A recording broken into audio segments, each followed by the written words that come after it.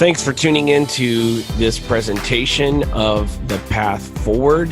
This is Daniel Workman. I am joined by Chris Kessel of West Virginia Soccer Association. Chris, how are you doing? I'm doing great this evening. Thanks for having me.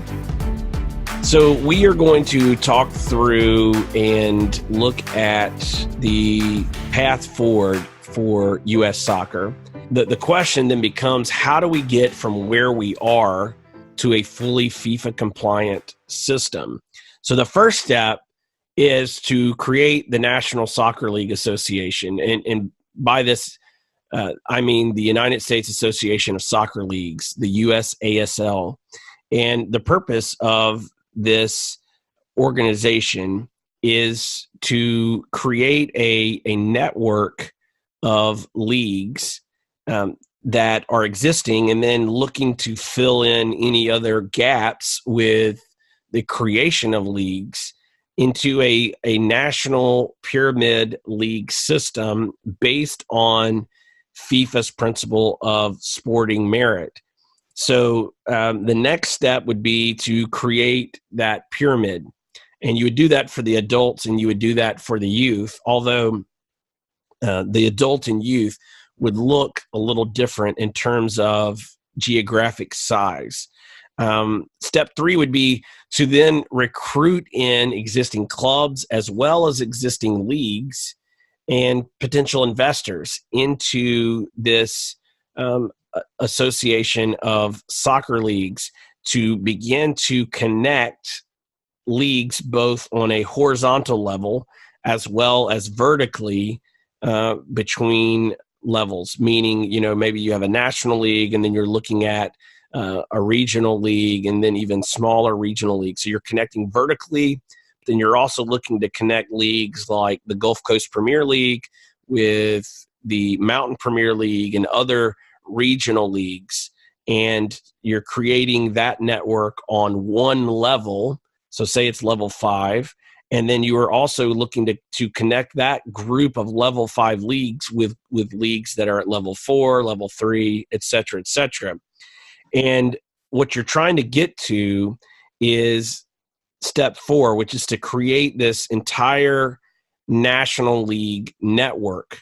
And you are then able to essentially turn the lights on for the entire country. Right now, the lights are only on in a few dozen cities, and there are entire states and sections of the country that are, as you just alluded to a second ago, Chris, they're flyover country, like literally flyover country. No one's coming there. No one's going to check out you as a player or you as a coach or you as a club. There's just very little to no opportunity. So if you live in one of those areas, the opportunity or the option that is presented to most of these families, and I've heard this, personally, is that, well, you just have to move somewhere else. You can't live there. You're going to have to move to Atlanta. You're going to have to move to Los Angeles. You're going to have to move to Chicago or Dallas.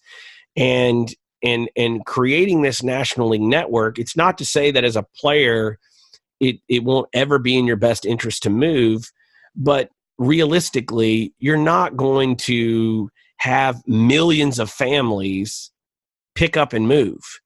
So even though you might find a Chris Richards from Birmingham, Alabama, who was willing to live with a host family in Houston and spend a little bit of time in Dallas, and then now is transferred into the Bundesliga with Bayern Munich.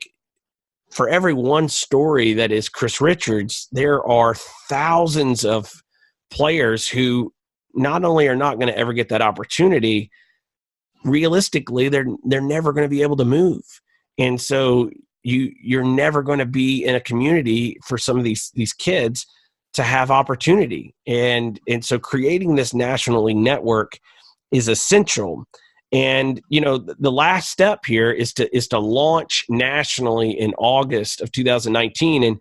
And I would say that the best hope for this, from what I'm seeing in the landscape, is this NPSL Founders Cup. And the reason for that is a few things. First, they are attempting to create a collection of clubs that are going to try to operate as professional clubs with professional players in a league that is not sanctioned professionally according to the professional league standards of U.S. soccer.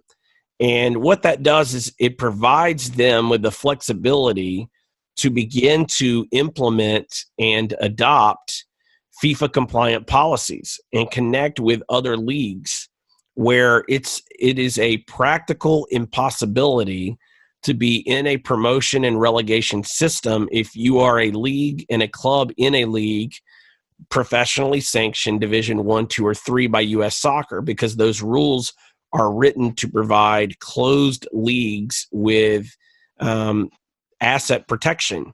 And so those closed system league rules essentially rule out promotion and relegation between clubs due to the time zone constraints, the ownership net worth constraints, and as well as the metro market size constraints. So having a group of clubs like the NPSL Founders Cup project that has been discussed is critical to kind of being the spearhead of creating an open system.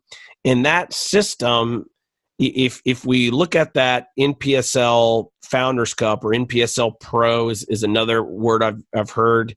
If we're going to look at that, they would basically be the spear or the tip of a pyramid, and then it would need to attach vertically all the way down into local play. And so what that would look like is an adult pyramid setup where every club would need to be registered through their state associations in this kind of system, and they would then be connected from a local level. You would have the opportunity to play your way all the way up to a national professional league like this NPSL Pro. And so the way I kind of see it, Chris, is that if you took that collection of clubs that are being the pioneers of this idea and launching as a national league, I would look at them as tier one